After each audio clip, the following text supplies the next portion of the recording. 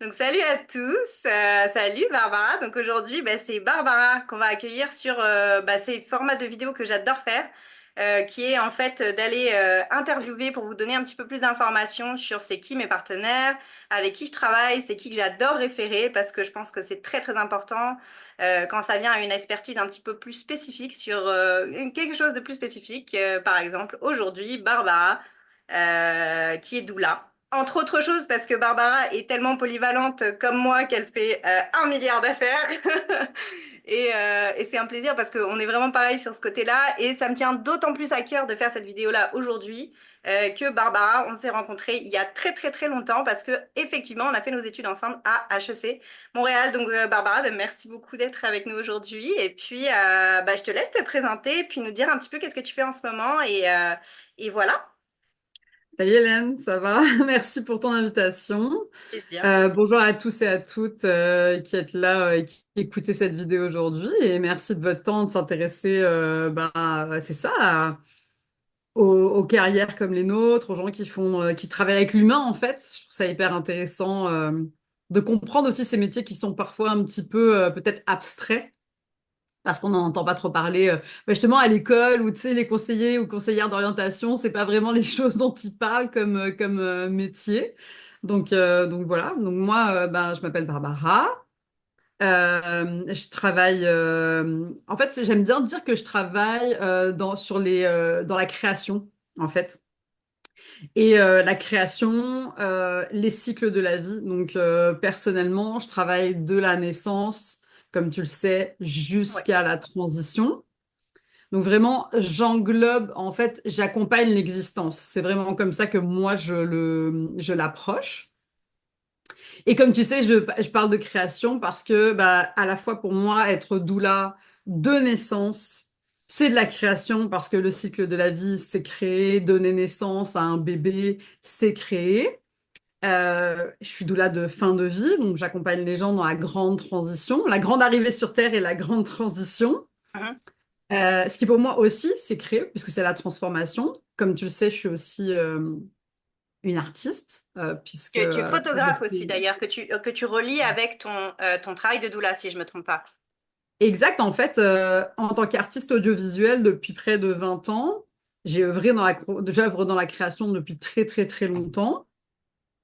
Et la photographie, ça fait partie depuis longtemps de mon travail artistique que j'ai réussi ensuite à joindre en fait à mon travail humain, on va dire, du soin de l'autre. Mais c'est ce que je nomme dans mon travail de doula, de naissance ou de fin de vie, de la photographie consciente. Donc c'est vraiment de la photographie qui a pour objectif d'être thérapeutique.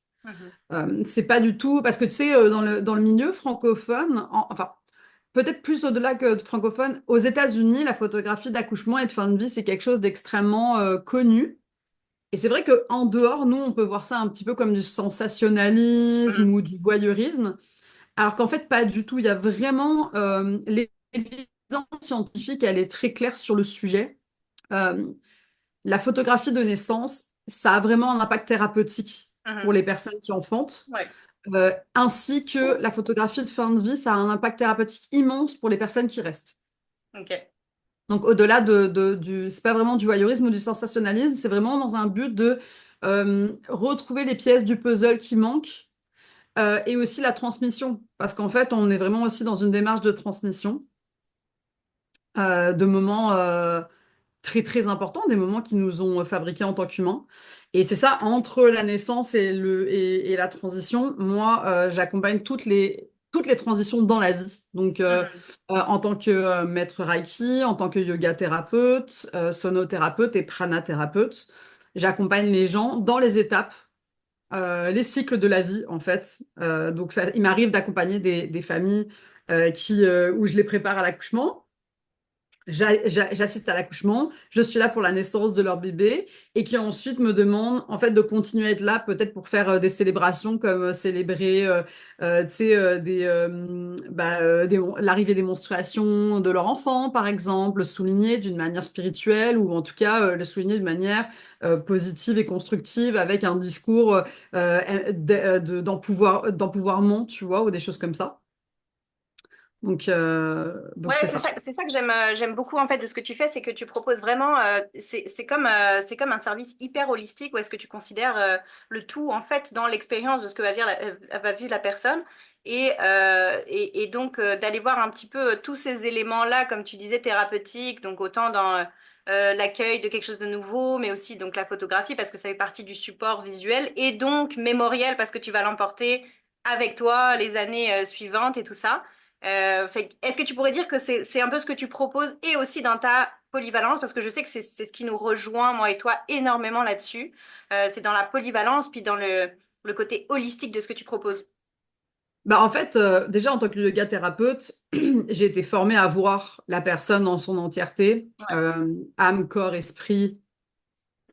Donc déjà, pour moi, c'est quelque chose qui est évident quand j'approche quelqu'un au niveau, que ce soit thérapeutique ou juste humain, parce que quand on est doula, énormément de ce qu'on fait, c'est porter l'espace. Quand tu portes l'espace, tu dois porter l'espace physique, émotionnel, intellectuelle des personnes qui sont en face de toi.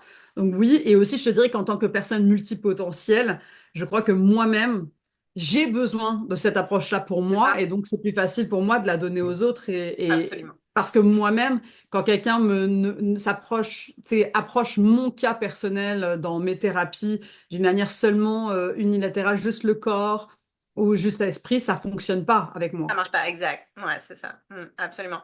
Je pense que c'est quelque chose que de toute façon, c'est un peu le nouveau standard de notre temps, c'est-à-dire que maintenant, c'est tellement intégré que ça nous paraît bizarre maintenant de revenir en arrière un petit peu là-dessus, ça nous paraît complètement obsolète. On est d'accord là-dessus. Est-ce que tu peux nous donner d'autres exemples de services que tu offres ou d'autres projets que tu fais qui rentrent un petit peu dans ce cadre-là de ce que tu fais en général, de ta polyvalence qui reflète, voilà, justement le côté holistique, en fait. En fait, je trouve ça hyper intéressant ce que tu dis, dire que maintenant c'est comme le nouveau standard. Parce que je crois qu'en effet, pour les gens qui sont sensibilisés à ce sujet, oui, pour nous, c'est le nouveau standard et Mhm. c'est ça Ouais. qu'on va s'attendre à avoir. Par exemple, pour mes accouchements à moi, j'avais des doulas. J'avais des doulas avant même d'être doula. Pour moi, c'était une évidence. Par contre, dans mon travail au quotidien, quand je suis par exemple à l'hôpital, c'est pas ça que je reçois des équipes médicales de manière comme service de base là. Le Mhm. service de base, quand je vais dans un hôpital pour soutenir un accouchement, c'est vraiment la pathologie de l'enfantement.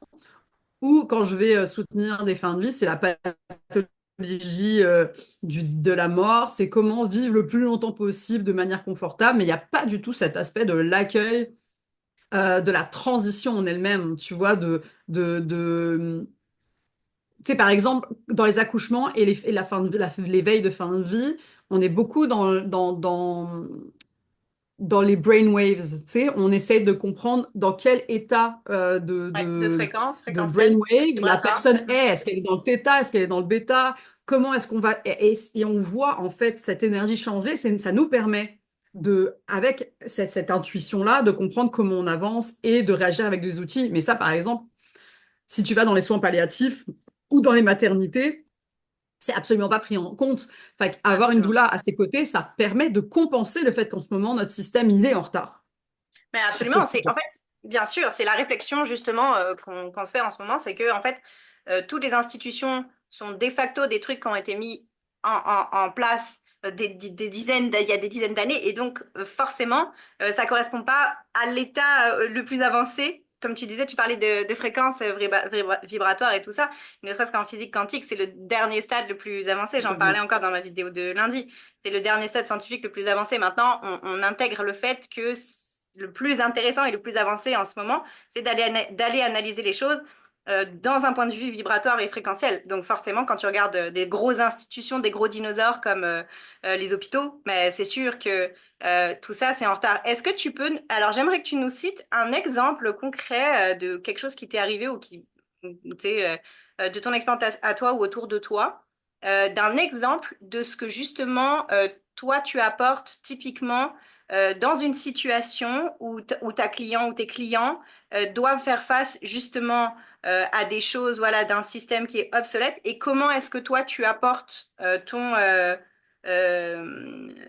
plus-value et ton côté holistique justement dans une situation bah, qui peut être délicates et compliquées comme ça. Bah alors, c'est sûr qu'en tant que doula, c'est plus facile à comprendre parce que il y a vraiment plusieurs parties à mon travail. La partie en amont, c'est-à-dire vraiment celle en prénatal ou en préparation vers le décès.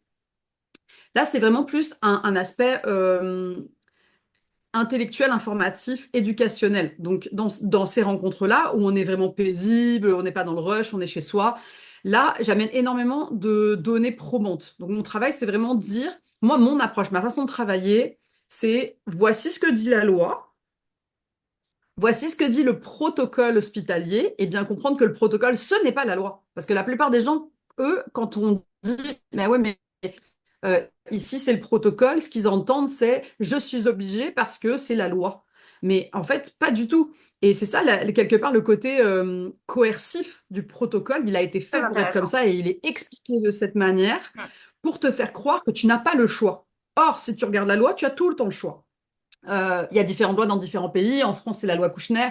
Au Québec, c'est la loi sur la santé et des soins des personnes. Donc, euh, en gros, moi, mon travail, c'est de dire voilà ce que dit le protocole de l'hôpital ou de l'endroit où tu vas accoucher.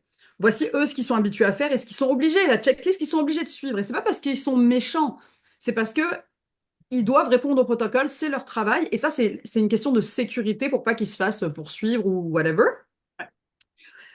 Et ensuite, je dis, bah voilà la loi, ce qu'elle dit, puis voilà ce que la science, elle dit. Parce que, encore une fois, la science, moi en tout cas, c'est mon approche, ce que les données probantes disent, ça m'intéresse plus que ce que dit le protocole. Parce qu'en fait, comme les hôpitaux, c'est administratif, ça prend beaucoup de temps de changer tout ce qui est administratif des protocoles, Absolument. c'est pas qu'ils veulent pas les changer, c'est que ça prend tellement de temps que ce qu'on voit, c'est que les protocoles sont en moyenne 15 ans en retard sur les données probantes scientifiques actuelles. Mhm. Donc, un exemple super simple, le clampage tardif. Le clampage tardif, c'est quand, avant, ce qu'on faisait, c'est que le bébé sortait et on coupait le cordon immédiatement. D'accord? Mm. Dans un placenta, il y a énormément de sang et de données, donc de cellules souches. On sait aujourd'hui que les cellules souches, ça vaut beaucoup d'argent, c'est quelque chose de très très important pour la santé globale. Et aussi, en fait, le placenta, ce sang-là, il est plein de fer, il est riche en fait en nutriments et minéraux qui sont importants pour le bébé. Mhm. Donc, aujourd'hui, données probantes, dont l'Organisme mondial de la santé, eux, ce qu'ils recommandent, c'est de ne pas couper le cordon, d'attendre que tout le sang du placenta soit allé au bébé pour pouvoir qu'il ait le maximum de toutes ces cellules souches qui lui appartiennent, Bénéfice. en fait, au Mm. final, Mm. et ensuite couper le cordon. Dans les hôpitaux, le protocole, c'est de couper le cordon au bout de 1 à 3 minutes. Ça, Alors c'est que parce que c'est normalement, basé sur ok. sur les données d'il y a 15 ans, tu vois. Ah, ah, c'est ça. Aujourd'hui, tu arrives et tu dis, ben non, j'ai pas envie de couper le cordon ombilical, je veux attendre. Tu as quand même le discours de peur des médecins et des infirmières en te disant, mais non, mais ici, c'est pas ça qu'on fait, le protocole, c'est 1 à 3 minutes, etc. Alors que la science le prouve que c'est meilleur pour l'enfant, c'est meilleur pour le outcome général. Donc tu te Ouais. dis, bon, attends, dans un hôpital, logiquement, on veut améliorer le outcome, right? Mais la réalité, c'est que si tu attends pour couper un cordon ombilical, tu ralentis de 30 minutes tout le processus. Si tu ralentis de 30 minutes tout le processus, c'est beaucoup d'argent qui se perd aussi en même Ouais. temps. Tu vois. Donc, c'est ça le problème aussi, c'est que dans la naissance et dans la mort, nous, on y va avec un côté un peu naïf en se disant, waouh, c'est tellement beau, la naissance, la mort, etc. Mais quand tu approches la naissance et la mort d'une manière pathologique, donc vraiment, tu pars du principe que c'est dans un hôpital que ça doit être traité, tu vas recevoir la réponse de l'hôpital qui est une réponse pathologique. Donc, c'est-à-dire, on doit régler un problème médical et donc on va approcher ça d'une manière efficace avec risque zéro. Alors qu'en réalité, naître et mourir, c'est un processus complètement physiologique. Tout à Et donc, fait. on devrait l'approcher d'une manière physiologique, mais à l'hôpital, ils ne sont pas formés pour faire ça. Mhm. Donc, il y a quand même une genre de dichotomie qui se crée, où moi, par exemple, les gens vont m'embaucher pour venir dans un milieu hospitalier qui aborde les choses de manière pathologique, pour venir expliquer, ou en tout cas aider la personne à défendre sa volonté de physiologie dans son expérience. Mhm. Et donc ça se voit ça se manifeste dans plein de choses. Je veux dire, ça se manifeste dans ne pas pousser dans certaines positions. Tu sais, ça se manifeste dans prendre de la médication ou pas en fin de vie. Ça se manifeste avec le fait de demander à mourir chez soi, tu vois. Juste rien que ça, demander à mourir Mhm. chez soi, c'est une Ouais. bataille. Absolument, absolument, tout à fait. Et donc les gens ne connaissent même pas leurs droits dans la fin de vie. Par exemple, Mm. tu sais, la plupart des gens ne savent pas qu'ils ont le droit de mourir chez eux, la plupart des gens ne savent pas qu'ils peuvent avoir un soutien à domicile, la plupart des gens ne savent même pas leurs options, par exemple, est-ce que comment se faire enterrer, est-ce que tu il y a plusieurs options pour se faire enterrer, plusieurs options pour avoir une crémation. Tu sais, les gens ne connaissent même pas ça. Ou par exemple, nous, en tant que doula de fin de vie, il y a quelque chose qu'on fait que je trouve magnifique, c'est les funérailles du vivant. C'est-à-dire qu'on organise les funérailles pendant que la personne est vivante. Ok. Et on célèbre les funérailles lorsque la personne est Mhm. vivante. Donc la personne assiste à ses propres funérailles et donc entend ces super belles choses que tout le monde a à dire sur cette personne-là. Et c'est un moment de partage et c'est un moment heureux. Ben, tu vois, la plupart des gens ne savent même pas que ça existe. C'est fou. Donc, la question moi, que j'ai envie de te poser, là, un brûle pour point, c'est comment toi, tu te décrirais justement, parce que c'est super intéressant ce que tu dis, et ça va bien au-delà d'être intéressant, c'est-à-dire que tu remets un peu, euh, j'ai l'impression que tu es un peu, voilà, une messagère de de remettre les moments les plus importants dans la vie d'une personne au centre de son individualité. Et donc, comment toi, tu te décrirais justement dans tout ça, dans tout un petit peu ce contexte institutionnel un petit peu beaucoup même complètement obsolète. Comment est-ce que tu décrirais ta plus-value, toi, dans tout ça, ce que tu apportes, en fait, finalement? Alors, moi, la Est-ce façon que dont c'est je me vraiment décris, comme c'est juste informationnel ou... bah, moi, je me décris comme une accompagnante au cycle de vie parce que moi, j'aime accompagner les gens sur plusieurs cycles et plusieurs transitions. J'aime quand les familles me rappellent pour différents cycles. Tu vois, même Absolument. ne serait-ce que même être doula de divorce. Je sais que ça paraît stupide, mais quand tu as accompagné des gens dans la naissance de leur enfant, les accompagner à travers une séparation, c'est aussi, tu sais, c'est super bien d'avoir quelqu'un qui porte l'espace pour toi en tant que Ça fait du couple, sens, bien sûr. tu vois. Absolument. Et c'est pas, on prend pas le bord d'une personne ou d'une autre, c'est vraiment, on tient l'espace et on aide en fait le, le, le discours de chacun, tu vois, à prendre sa place. Euh, Moi, c'est sûr que ce que j'essaie de faire au quotidien, c'est de me sortir du triangle de Cartman, parce que ça, c'est vraiment la chose qui m'a le plus posé préjudice dans mon travail de doula quand j'étais jeune doula. Donc vraiment, tu vois, le système médical, c'est les agresseurs, ma cliente ou mon client, c'est la victime, et je suis le sauveur ou la sauveuse. Mm. Donc ça, je me sors complètement de ça parce que tu es toujours l'agresseur de quelqu'un, tu es Ouais, toujours la victime de quelqu'un et tu es toujours la sauveuse de quelqu'un. c'est Donc ça très sert bien à rien dit. d'être dans cette dynamique-là. Ouais. Parce que de toute façon, moi, quand je vais à l'hôpital, les médecins ou les infirmières, des fois, ben, ils ont l'impression que c'est moi leur agresseur, tu vois, parce que je les mets Mm. face au fait que ben, des fois, ils ne demandent pas le consentement, je le souligne, ils se voient faire, ils se sentent super inconfortables et agressés dans leur métier, tu vois. Et donc, en fait, ça sert à rien d'être là-dedans. Moi, ce que je fais, c'est j'essaie de, le plus que je peux en amont, informer les gens et ensuite leur dire, maintenant, c'est ton autonomie. Moi, je suis pas là pour défendre tes droits. Moi, je suis là pour t'aider à défendre toi-même tes droits. Donc, je t'ai donné les arguments, je t'ai donné l'information. Et le jour J, quand t'es genre, euh, tu sais, t'as plus de cerveau parce que t'es à 10 centimètres ou alors bah, t'es en fin de vie, t'es complètement buzzé, c'est vraiment difficile pour toi de t'exprimer. Quand un médecin ou quelqu'un vient en te disant on va faire telle affaire, moi, la seule chose que je fais, c'est mettons, c'est toi, Hélène. Hélène, tu te souviens, en prénatal, on avait discuté du fait que tu n'avais pas envie de faire telle chose. Est-ce que tu as Mm. changé d'avis? Est-ce que tu Mhm. voudrais plus d'informations sur le sujet? Est-ce que tu te sens bien équipé pour faire un choix éclairé? Mhm. En fait, Absolument. je fais juste, de manière hyper douce, te Ouais. renvoyer la balle pour te Refléter. donner Mm. l'opportunité de répondre Ouais. sans te sentir mise dans un coin, en fait. J'essaie Ouais. de te Ouais. sortir du système de hiérarchie et de pression, tu vois? Moi, ce que je ressens de ce que tu fais, c'est que tu remets les gens dans leur propre pouvoir intérieur, puis tu leur donnes toute leur capacité et la ressource pour pouvoir justement faire ce choix éclairé qui est probablement un des plus importants de leur vie ou les plus importants de leur vie. Fait que j'ai l'impression en tout cas qu'il y a une souveraineté forte avec ta façon de travailler que moi j'aime beaucoup et qui me rejoint énormément. Bah, tu vois, ce qui est hyper intéressant, c'est qu'une fois, j'ai eu un couple que j'avais accompagné. Et le jour de l'accouchement, donc j'étais là, je répondais aux textos et tout. Et j'attendais pour y aller, tu vois, parce que en fait, les clients, ils m'appellent, ils me disent, OK, c'est bon, tu peux venir. Et là, donc, je sens que ça approche et donc je leur écris, hey, tu sais, je suis quand même à une demi-heure de route, je pense que ça serait bien que je m'en vienne. C'est rare Mhm. d'habitude que je dis, je pense que ça serait bien que je m'en vienne. Tu sais, d'habitude, j'attends vraiment qu'eux, ils me disent, C'est ok, ça. vas-y. Parce que c'est pas ma décision, c'est pas à moi de m'imposer dans l'espace de naissance de quelqu'un super sacré, tu vois. Et à un moment, ils m'ont répondu, ils m'ont dit, tu sais quoi, Barbara, je pense que tu nous as tellement bien préparé qu'on se sent capable de le faire tout seul. Merci, tu peux Waouh, aller t'occuper. waouh, c'est Et fort, sur c'est le très coup, fort. mon ego, il a été touché du genre, est-ce Ah que ma première réaction, ça a été, est-ce que j'ai fait quelque chose de mal?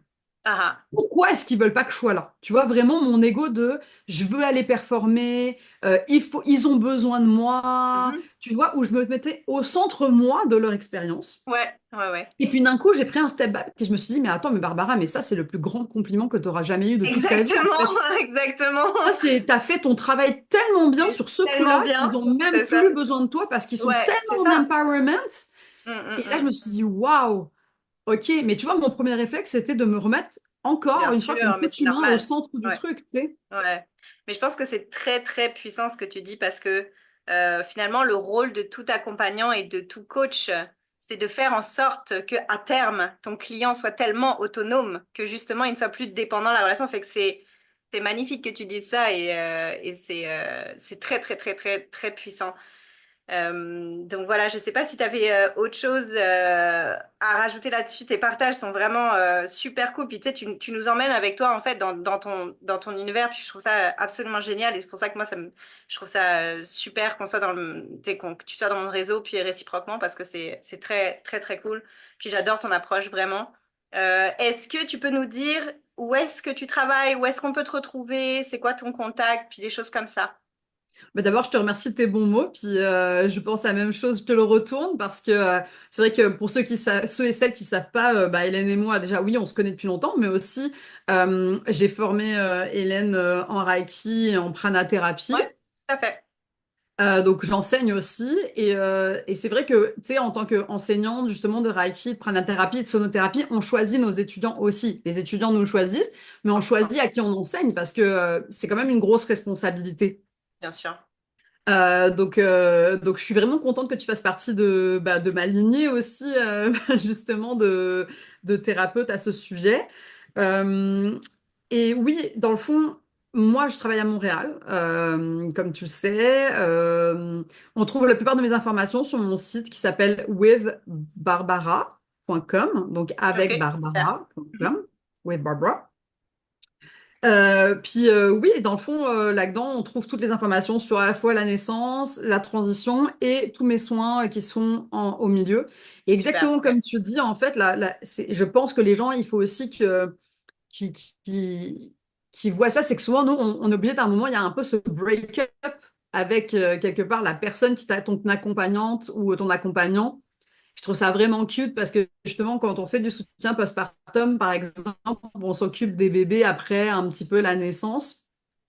Bah, tu sais, il y a un moment où on dit, bon, bah voilà, tu sais, ton bébé, il a gradué de son soutien doula, C'est là, ça ça. y est, là, tu sais, maintenant, vous volez de vos propres ailes. Puis, tu sais, c'est Exact. un peu ça aussi, tu gradues de la thérapie, tu gradues de la psychothérapie, tu gradues des soins Reiki, tu gradues de Ouais, toutes ces choses parce que quelque part, tu viens chercher et à un moment, tu es comme, hey, puis c'est ça la yoga thérapie, c'est donner des l'évolution. outils. C'est la yoga Ouais. thérapie, c'est faire un programme basé sur le yoga, l'ayurveda, basé sur ton profil. Et Mm. puis qu'en fait, tu te dises, bon, bah, ça y est, maintenant j'ai ça, moi je suis autonome. J'ai pas besoin de revenir te voir chaque semaine parce que je peux le faire toute seule.